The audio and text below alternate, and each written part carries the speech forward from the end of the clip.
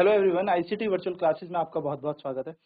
तो जैसे कि आप जानते हैं, कल हम पढ़ रहे थे अर्थक्वेक के बारे में। तो थोड़ा अर्थक्वेक के बारे में फिर से बात कर लेते हैं। तो देखिए, अर्थक्वेक यानी कि भूकंप। हमने पढ़ा था जो भूकंप होता है वो होता क्या है, एक डिस्टर्बेंस होती है पृथ्वी के अंदर। और उस डिस्टर्बेंस के कारण क्या होती है, शेकिंग करती है अर्थ, यानी कि जो हमारी धरती है वो क्या करने लग जाती है, कांपने लग जाती है। और वो जो डिस्टर्बेंस है उसके कारण जो हमारा बेसिकली धरती कांप रही है उसको हम कहते हैं भूकंप आ गया, यानी कि अर्थक्वेक। तो अर्थक्वेक जो होता है काफी, मतलब हम कह सकते हैं डेंजरस तो नहीं, लेकिन हम ये बोल सकते हैं कि ये लोगों के लिए बहुत ज्यादा नुकसानदेह होता है। ये प्रॉपर्टीज को लोगों की हानि पहुंचाता है, लोगों की लाइफ को भी ये कहीं ना कहीं हानि पहुंचा ही देता है। ठीक है, क्यों आता है अर्थक्वेक? तो जैसे कि मैंने आपको यहाँ पे बताया था कि जो हमारी पृथ्वी है वो सिर्फ एक बड़ा सा टुकड़ा नहीं है, वो छोटे छोटे फ्रेगमेंट यानी कि छोटे छोटे टुकड़ों से बनी है, जैसे कि आप डायग्राम देख रहे होंगे। अब ये जो टुकड़े चल रहे हैं ये कंटिन्यूअसली मूव करते चल रहे हैं, ये चलते जा रहे हैं। तो एक टाइम ऐसा आता है जब ये मूवमेंट टकरा जाता है, यानी कि क्या हो जाता है, ये कोलाइड कर जाता है आपस में। ये दोनों की दोनों प्लेट आपस में टकरा जाती है। और जब ये प्लेट आपस में टकराएंगी तो क्या होगा, शेकिंग होगी, कंपन होगा, और उस कंपन के कारण क्या आ जाएगी, भूकंप आ जाता है। So the plate undergo one another due to the collision, यानी कि टकराव के कारण प्लेट्स जो हैं एक दूसरे में क्या हो जाती हैं, सम्मिलित हो जाती हैं, या फिर एक दूसरे के अंदर कोलाइड हो रही हैं, जिसके कारण पृथ्वी में एक डिस्टरबेंस यानी कि एक उथल पुथल आ रही है अर्थ की क्रस्ट में, पृथ्वी की सतह पे। और इसके कारण यहाँ पर क्या हो जाता है, अर्थक्वेक यानी कि भूकंप आता है। ठीक है, although we know for sure what causes an earthquake, हमें जबकि पता है कि ये किस कारण हो रहा है, हमें पृथ्वी के भूकंप आने का कारण पता है, पर फिर भी हम इसे प्रिडिक्ट नहीं कर पाएंगे, और फिर भी हम इसे एकदम एक्यूरेट नहीं बता पाएंगे कि अब ये भूकंप आएगा, ये इतने टाइम बाद भूकंप आएगा, इतने दिनों बाद भूकंप आएगा, और उसकी तीव्रता क्या होने वाली है ये हम नहीं पहचान पाएंगे। चलिए इसे नोट करेंगे फटाफट से।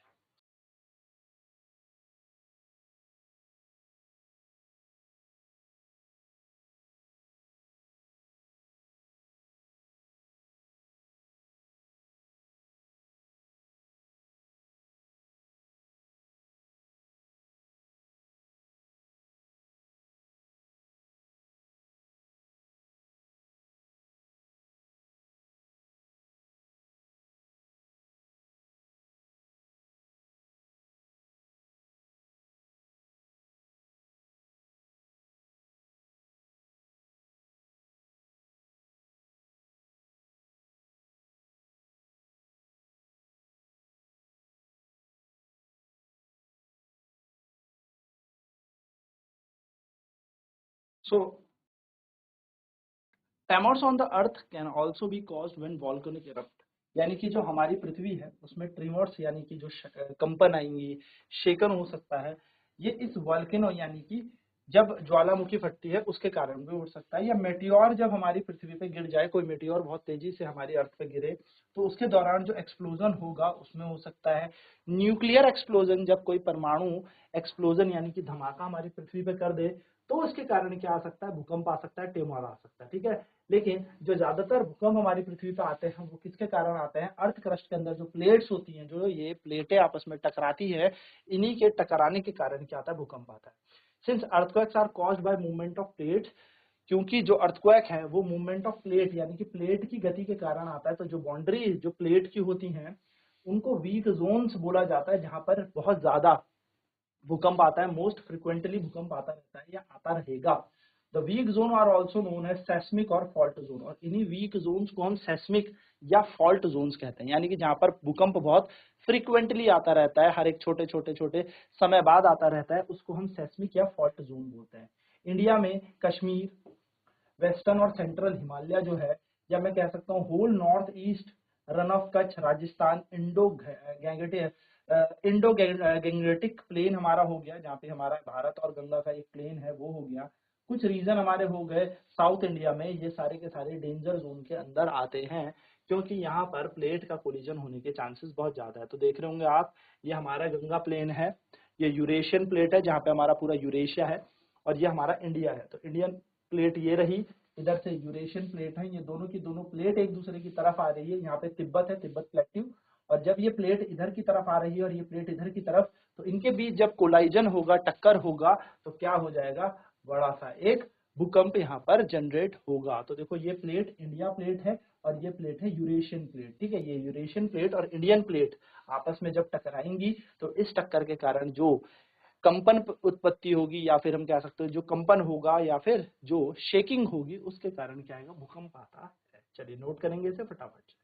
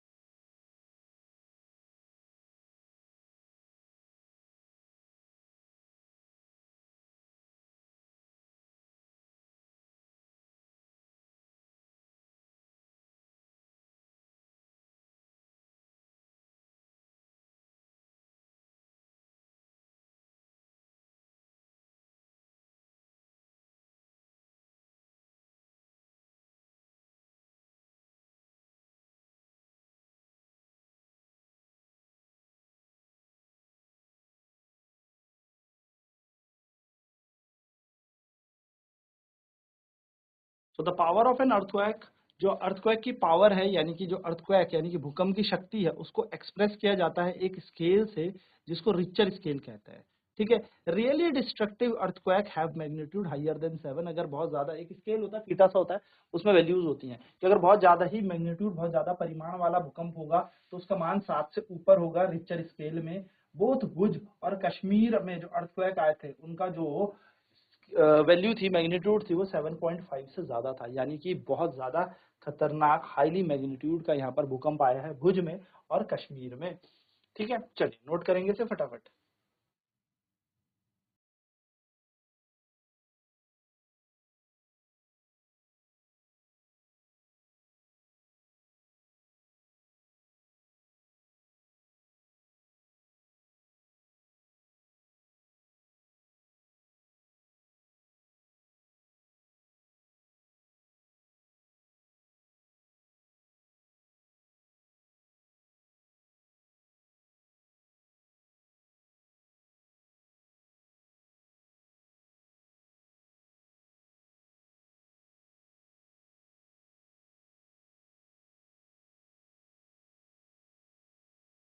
सो देखो, the tremor produce waves on the surface of the earth, these are called seismic waves. तो जो तरंगे हमारे पृथ्वी की सतह पर बनती है इनको सेस्मिक तरंगे कहते हैं।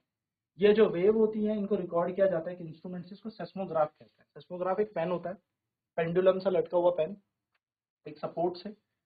जो इंस्ट्रूमेंट है वो एक वाइब्रेटिंग रॉड से लटका हुआ होगा, और जैसे ही हल्का फुल्का भूकंप भी आएगा तो ये बहुत तेजी से चलने लग जाता है। अब बहुत तेज भूकंप आएगा तो ये बहुत तेज हिलेगा। नीचे एक पेपर सा होगा और उस पर क्या बनेगा, डिजाइन बनने लगेगा, तो हमें पता लग जाएगा ये तरंगे कितना ज्यादा मैग्नीट्यूड की आ रही है। जितना ज्यादा ये तरंग होंगी उतना बड़ा यहाँ पर क्या होगा, हमारे पास तरंगे बनने लगेंगी। तो सिस्मोग्राफ से हम पहचान सकते हैं कि जो टर्मर है, यानी कि जो ये ट्रिमर्स आ रहे हैं, ये तरंगे बन रही हैं, ये किस तरीके से बनेंगे। तो सिस्मोग्राफ में क्या होता है, पेन अटैच होता है वाइब्रेटिंग सिस्टम में। The pen record the seismic waves on the paper which moves under it, और एक पेपर इसके नीचे मूव कर रहा होता है, उस पर ये पेन क्या कर रहा होता है, चल रहा होता है। By studying these waves, in waves को पढ़ के साइंटिस्ट ये कंस्ट्रक्ट करते हैं कि जो अर्थक्वेक है वो किस तरीके से आएगा और कितना डिस्ट्रक्शन लेके जाएगा, कितनी पावर का ये होगा, ठीक है, इस तरीके से। तो टिपिकल सेस्मोग्राफ देखो क्या रिकॉर्ड दे रहा है, इस तरीके से रिकॉर्ड देता है, ऐसा ऐसा ऐसा ऐसा हल्का हल्का इस तरीके से हमें बताता है। यह है सेस्मोग्राफ का काम, ठीक है। सेस्मिक तरंगों को पहचानने का काम करता है सेस्मोग्राफ। चलिए लिखेंगे इसे फटाफट से।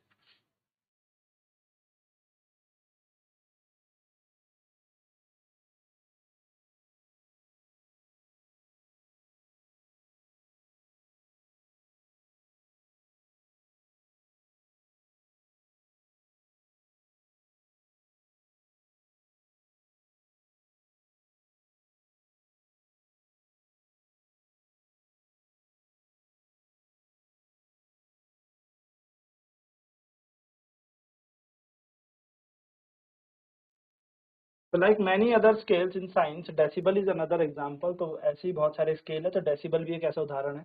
Richter scale is not linear, this means an earthquake of magnitude 6 does not have 1.5 times the destructive energy of earthquake of magnitude 4। देखो तो यहाँ पे यही वो बताया जा रहा है कि बहुत सारे स्केल होते हैं साइंस में, डेसिबल भी एक ऐसा ही स्केल है। रिचर स्केल जो होता है वो लीनियर स्केल नहीं है, एक सीधा सा स्केल नहीं है, ठीक है। इसका मतलब that an earthquake of magnitude 6, जिस अर्थक्वेक का मैग्नीट्यूड 6 है, does not have 1.5 times the destructive energy of earthquake of magnitude 4। इसका ये मतलब नहीं है कि किसी का मैग्नीट्यूड 4 है और किसी का मैग्नीट्यूड 6 है तो 6 मैग्नीट्यूड वाला इससे 1.5 गुना ज्यादा भारी है, ठीक है। In fact increase of 2 in magnitude means 1000 times more destructive, यानी कि देखो अब जैसे 4 है, 4 से 6, तो 4 का हम क्या निकालेंगे, 3/2 करेंगे ना, तो 3 दूनी 6, इसका मतलब हमें यहाँ पे समझ में आ रहा है कि 1.5 गुना ज्यादा है। माना परिमाण कितना है, एक भूकंप का 4 है और एक भूकंप का परिमाण 6 है, तो हम बोलेंगे अच्छा इस वाले का 4 है उसका 6, यानी कि 1.5 गुना ज्यादा ही तो है ना। इसका मतलब ये नहीं होता, इसका मतलब ये होता है कि स्केल यहाँ पर लीनियर नहीं है। अगर ये यहाँ पर 2 का इंक्रीज आ रहा है, इसका मतलब 1000 गुना ज्यादा डिस्ट्रक्टिव एनर्जी वहां पर रही होगी, यानी कि जो भूकंप 4 का है और जहां भूकंप 6 का आया, यहाँ 6 वाले पे 1000 गुना ज्यादा ऊर्जा रही होगी 4 के तुलना में। तो ये बात आपको ध्यान रखनी है यहाँ पर, ये मत समझ लेना कि इसका मैग्नीट्यूड 4 है तो इसका मतलब इसमें भूकंप हल्का आया होगा या कम आया होगा, ठीक है। और उसका 6 है तो सिर्फ 1.5 गुना ही ज्यादा है, नहीं उसमें 1000 गुना ज्यादा है। देयरफॉर अर्थक्वेक जो मैग्नीट्यूड 6 का है वो 1000 टाइम्स ज्यादा होगा अर्थक्वेक ऑफ मैग्नीट्यूड 4 से, यानी कि 1000 गुना या 1000 गुना ज्यादा खतरनाक परिमाण होगा उसका, किससे, 4 परिमाण वाले भूकंप से। चलिए इसे नोट करेंगे, देन बात करते हैं प्रोटेक्शन अगेंस्ट अर्थक्वेक।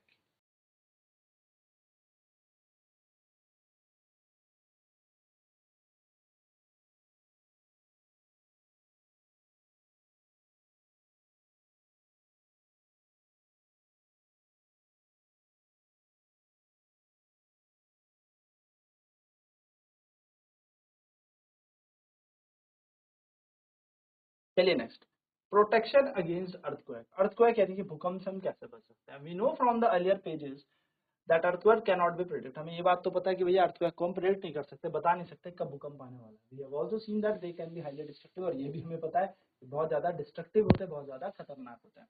तो it is therefore important that we take necessary precaution to protect ourselves from the time. तो इसलिए हमें ये पता होना चाहिए कि भाई किसी भी टाइम ये कभी भी कहीं पर भी कैसे भी आ सकता है, तो हमें पहले से ही इसके लिए प्रिपेयर होना पड़ेगा, यानी कि हमें अपने आप को प्रोटेक्ट करने के लिए पहले से ही प्रिकॉशंस लेने होंगे। People living in seismic zone, जो वीक जोन्स में रहते हैं, उन लोगों को क्या करना चाहिए, where the earthquakes are most likely to occur, जहां पर फ्रीक्वेंटली या बहुत ज्यादा भूकंप आते हैं, they have to specially prepared, उनको तो स्पेशली प्रिपेयर रहना ही चाहिएगा। सबसे पहले तो first of all the building in the zone should be so design so that they can withstand major tremors. Building यहाँ ऐसी बननी चाहिए कि अगर भूकंप आ भी जाए तो वो टूटे ना, वो स्टैंड कर जाए, वो झेल ले उस पूरे के पूरे ट्रेमर को, उस पूरे की पूरी शेकन को, उस पूरे की पूरी कंपन को, वहां की बिल्डिंग झेल सके। Modern building technology can make it possible, और आजकल जो यानी कि जो आधुनिक भारत में हम ऐसी टेक्नोलॉजी का उपयोग कर रहे हैं जिससे कि बिल्डिंग बनाई जाए जो बिल्डिंग टूटती नहीं है, भूकंप को सह लेती है। ऐसी टेक्निक्स या टेक्नोलॉजी का यहाँ पर उपयोग किया जाना चाहिए घर बनाने के लिए, बिल्डिंग बनाने के लिए, जिससे कि जब कभी भूकंप आए या जब कभी अर्थक्वेक आए तो these buildings are able to handle the, कह सकते हो आप, the side effect of earthquake, यानी कि ये इस भूकंप आने से जो भी हमारी हानि होगी उसको कम से कम उस भूकंप को तो झेल सके, इतने शक्तिशाली ये बिल्डिंग हो, उतनी पावरफुल ये बिल्डिंग। चलिए नोट करेंगे इसे।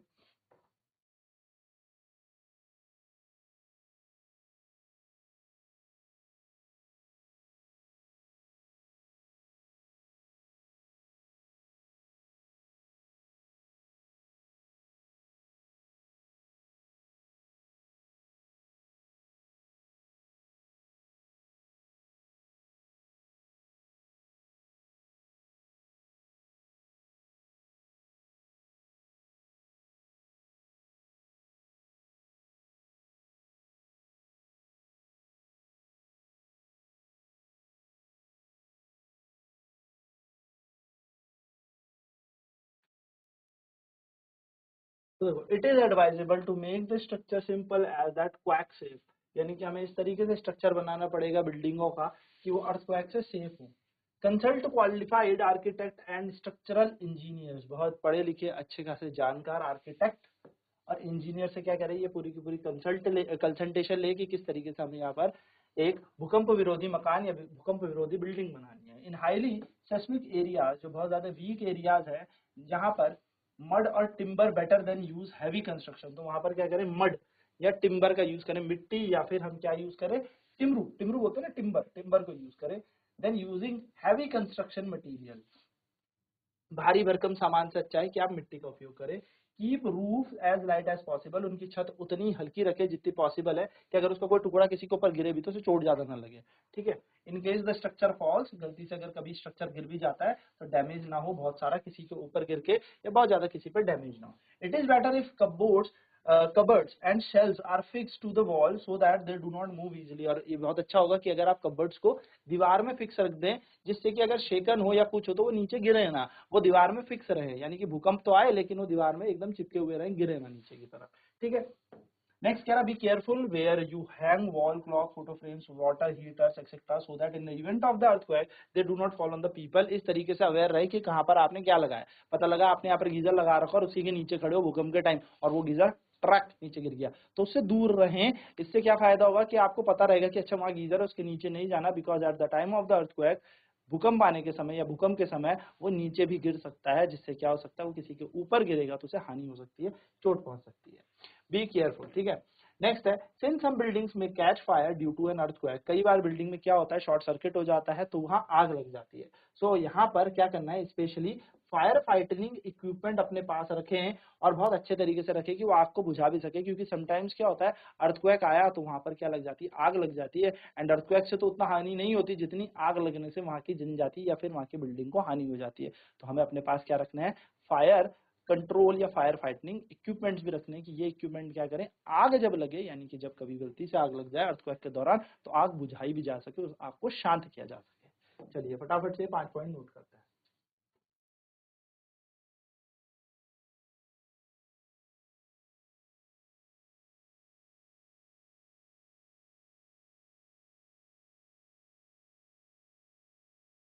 नेक्स्ट है the central building research institute Roorkee, यानी कि जो हमारा एक central research building research institute है रुड़की में, उन्होंने डेवलप किया है now way to make quake resistance house, तो उन्होंने इस तरीके से बताया कि किस तरीके से घर जो होंगे वो भूकंप विरोधी होंगे या भूकंप का प्रतिरोध करते होंगे।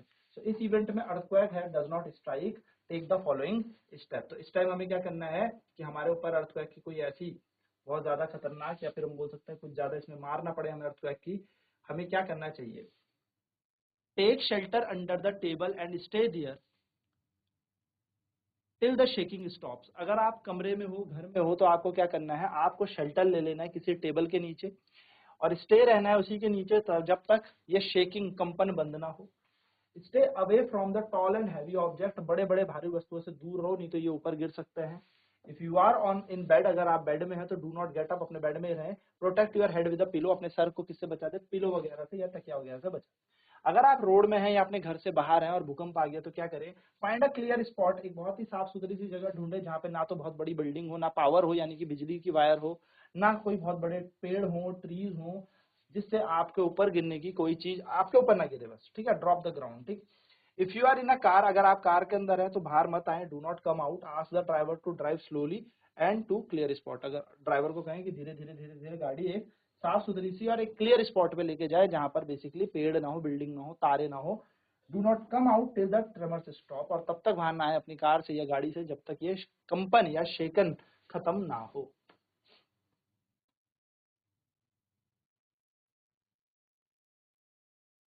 तो this was all about earthquake, ये था अर्थक्वेक के बारे में कि अर्थक्वेक कैसे जनरेट होता है, अर्थक्वेक के दौरान हमें क्या करना है और किस तरीके से हमें अपने प्रिवेंशन करनी है अगर हम घर के अंदर हैं या घर से बाहर हैं। तो आज की क्लास में इतना ही, नेक्स्ट क्लास में बात करेंगे कुछ क्वेश्चंस की। आईसीटी वर्चुअल क्लासेस में जुड़ने के लिए धन्यवाद, आपका दिन शुभ हो।